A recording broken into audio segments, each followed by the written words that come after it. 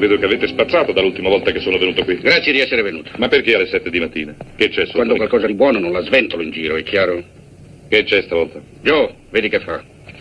Eddie, tu sei un asso. Sei un giornalista coi fiocchi. Ogni giorno leggevo la tua rubrica sul giornale. Quando l'hanno tolta ho sofferto, credi? Sì, sorvoliamo i complimenti e arriviamo alla sostanza. Va bene.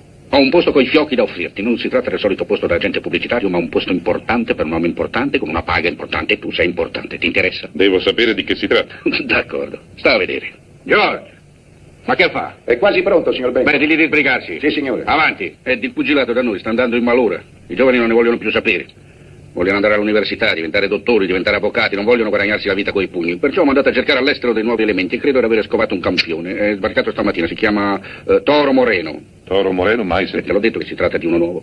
Signora Grandi, il signor Willis, un grande giornalista sportivo che renderà famoso Toro. Oh, è un piacere conoscerla, signora. Piacere mio. Non facciamo aspettare il signor Willis, eh? No, signor Benco. Avanti. Quel messicano è il suo manager. Ho dovuto farlo venire perché Toro è sperduto senza di lui. E quanto mi paghi? Prima vedi di che si tratta, no? E se non mi dai quello che voglio, a che serve? D'accordo. 1.000 al mese. No. Aspetta. No, devi andare su. Leo aprirà per te un conto spese illimitato. È lui che tiene i conti, scrive gli assegni, fa gli addebiti. E la tua paga sarà anche al netto di tasse. E allora vediamo il toro.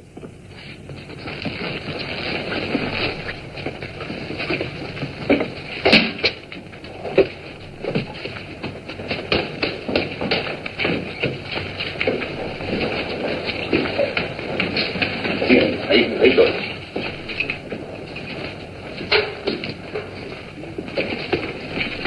So scegliere i miei polli, eh? Calma, mucha calma, que ya verás lo que representa esto.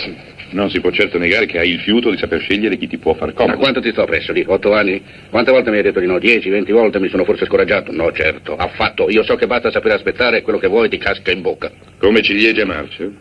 Avanti, vediamo che sa fare. George, fallo muovere. Fa qualche finta, ma non lo toccare se non te lo dico io. Bene, come vuole, signor McCoff. Mucha calma, ya verás lo que...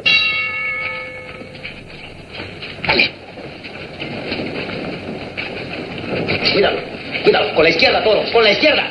Toro, con la izquierda. Otra vez, Toro. Stia zitto, Grandi, sieda e stia zitto. Si metta a sedere. Vediamo se ha il pugno. Apri la guardia, George. Bene. Non ha affatto castagna, sembra un sacco di patate. Vediamo se incassa. Colpiscilo ora, George. Bene. Allo stomaco. Al fegato. Sì. Al mento, George. Sì.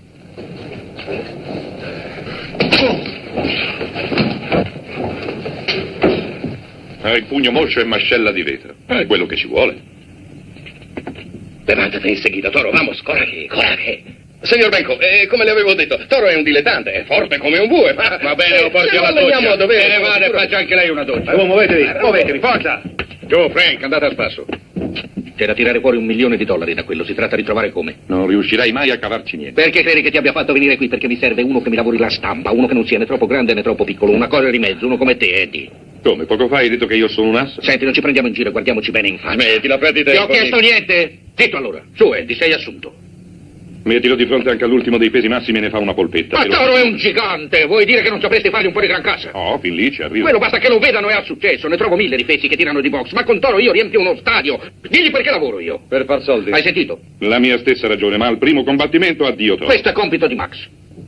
Pagare l'avversario perché vada lungo? Esatto.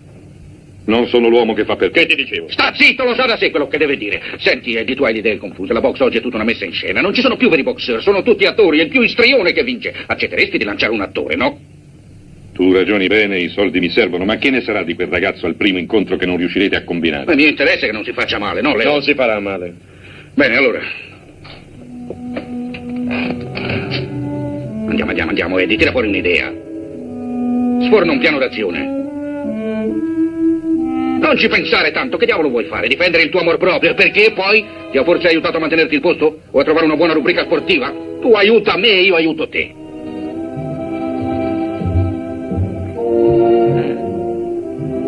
Qui non riuscirai mai a lanciarlo, non lo digerirebbero. E allora dove suggeriresti? In California, lì adorano i fenomeni da baraccone. Bene. Leo, prenota i posti sull'aereo di domattina. D'accordo? Nick, sono 8 anni che cerchi di ingaggiarmi. Beh, adesso ci sei riuscito. Eddie, dimmi come mai ci sono riuscito con tanta facilità. È che tu sei arrivato al momento giusto. Per 17 anni ho scritto su un giornale senza saltare un numero né risparmiare un soldo. Poi a un tratto mi sono ritrovato al punto di partenza. Vuol dire che un uomo del tuo lavoro non riesce a trovare un altro posto? Il giornalismo dà da vivere, io ora voglio un conto in banca. Passati i 40 uno non può più ricominciare.